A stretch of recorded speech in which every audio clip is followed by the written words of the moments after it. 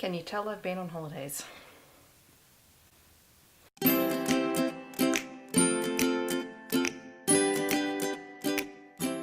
Hi guys, it's Steffi from the Novelty Corner. Welcome back to my channel and welcome to my weekly wrap up for the week of July the 9th to July the 15th. It was the last week of my school holidays and I'm going back to work today when this video goes up, so yay, I think. What it does mean, usually particularly in the second half of the school holidays, I tend to get through a lot of books, and this week was no exception. I got through 9 books. With those 9 books, I read a total of 2,790 pages, which is a lot, even for me, and I'm up to 145 books for this year in my yearly reading total, which I'm really thrilled with. Because I've got so many books, I'm not going to spend too long on them, so without further delay, these are the books that I read this week. First book I read was R2-D2's Guide to Folding and Doodling by Tom Engelberger, and this is a Star Wars activity book and it was really cute. This was one of the last books that I had to read from my July 2016 book haul. Actually, it might have been the last one. I think Warbreaker was the other one. Well, it's the last one that I still own. It's super cute. It's full of little activities and drawings and tips and whatever for kids. I read it, but I didn't actually do the doodling part of it because I just didn't have time to do that. However, I will be going back to this at some point because it's adorable, and if you're a fan of Star Wars and you like silly things, everyone needs something like this in their life. I gave it 4 out of 5 stars. The next book I read was Wreck by Fleur Ferris, and this is the YA Room's Book of the Month, so I was reading this for book club and I absolutely adored it.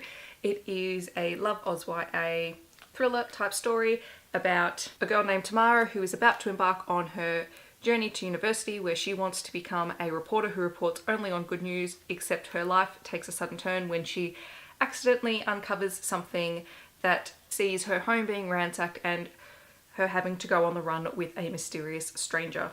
I gave it 4 out of 5 stars. I highly enjoyed it. If you like your Love Oz YA stories, I definitely recommend you pick this one up. The next book that I read or reread, but I haven't read this in such a long time, so it was basically like I was reading it again for the first time, is The Invention of Hugo Cabret by Brian Selznick, and this is one of the most gorgeous middle grade books that you will ever read because it is told in a combination of words and in pictures, and they are beautifully illustrated by Brian Selznick. Hugo is an orphan clockkeeper and thief who lives in the walls of a very busy Paris train station. His life collides with a very bookish girl and a bitter old man who runs a toy booth at the train station, and lots of mystery ensues as Hugo tries to unravel the mystery of a mechanical man and a note from his dead father. This is just beautiful. It is such a wonderful read, and honestly, this chunker of a book took me about an hour to read. I gave this 5 out of 5 stars. The next book I read was The Late Show by Michael Connelly. This is the first book in his new series featuring a female detective, Renee Ballard, and it was sent to me for review by Allen and Unwin, so thank you very much to them. Renee Ballard works the LAPD night shift, which is referred to as The Late Show, and on one particular night she and her partner come across 3 different cases. And traditionally, the Late Show detectives work the cases at night but hand them over to the day shift in the morning, and they follow them up and wrap up the cases. However, Renee decides that there are a couple of cases that she really wants to hold on to and solve herself. Renee is tough and determined, and she doesn't give up, quite often getting in other people's way, but with a heart of gold, and I really like this one. This was a great crime thriller novel and I really enjoyed it, and I'll definitely be picking up the next book in this series to follow this wonderful female detective. Next book I read was The Little Prince by, and I'm not going to try and pronounce that because I don't want to butcher it and I don't speak French. This is one of those children's classics books that I've never ever read, and I found it for a couple of dollars at my local bookstore and I decided to pick it up and read it, and it was a one-sitting read. An airman lands in the desert and he comes across a young prince who hails from an asteroid. Little Prince tells his tales of intergalactic travel to the man, and while doing so, the man uncovers what it means to be human. It was a gorgeous little book. I gave it 4 out of 5 stars. Definitely pick it up if you ever get a chance. It's super easy to read. It's very tiny. Then I read Our Dark Duet by Victoria Schwab, which is the second book in the Monsters of Verity series. It concludes the story that began in This Savage Song. My full review, feelings and thoughts, spoiler-free and spoilery, are in my video that also went up today, so definitely check those out for more information.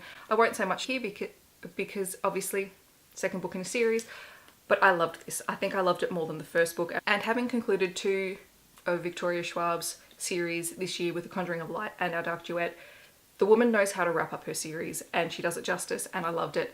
So definitely check out my other review if you have read this book. If not, read it, then come back and talk to me about it, because I desperately need people to talk to about this series. I gave it 5 out of 5 stars.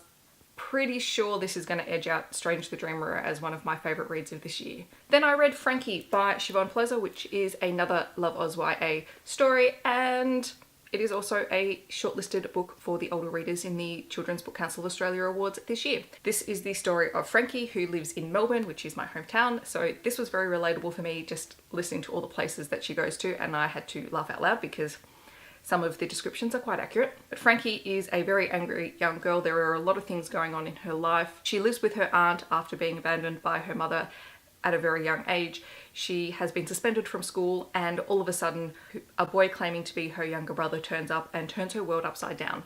This is dark and gritty and raw, and I really enjoyed it. I gave it 4 out of 5 stars.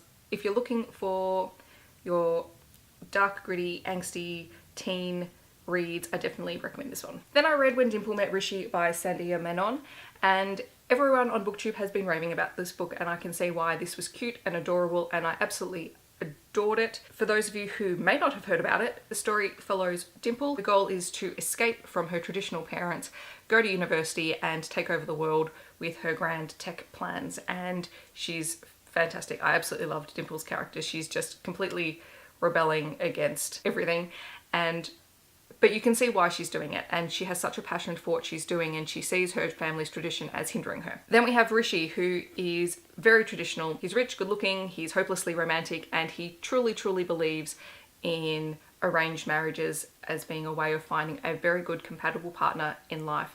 His parents and Dimple's parents have been discussing without Dimple's knowledge the prospect of arranging a marriage between Dimple and Rishi. When Dimple goes off to a tech conference, Rishi decides to go along as well so that he can meet this girl that he has only seen pictures of, and yet when he first walks up to her, he introduces himself as her future husband, and she throws her iced coffee all over him, and it is beautiful because she has no idea. This story follows an opposites attract sort of love story, but it's never easy and it's always complicated, and it was just gorgeous. I gave it 4.5 out of 5 stars. The last book that I read this week was The Secret Science of Magic by Melissa Keel, and this came in my YA Chronicles box. And this is again another Love Oz YA story, and it follows Sophia, who is genius smart, and Joshua, who loves magic tricks. They both go to the same high school. Sophia has a lot of traits on the ASD spectrum, and it's never explicitly stated, and quite often it is referred to as her high anxiety, but a lot of it does seem reminiscent of ASD in some form or another. And she has a lot of trouble relating to other people, and she only has one really good friend at school, and she relies on Elsie to get her through a lot of social situations. Joshua, on the other hand, is a self-imposed loner and at high school, but outside of work he has quite a really good, strong support base of friends that are no longer in school. Joshua, however, is obsessed with Sophia and believes that she is the one, and so he decides to try and woo her with a series of magic tricks to entice her. And what follows is again another complicated relationship that is not easy, but it is definitely very sweet, and I really enjoyed this one. A lot of things reminded me of my high school days in this book. I just thought it was absolutely adorable. I gave this 4 out of 5 stars as well. So those are my books for the week.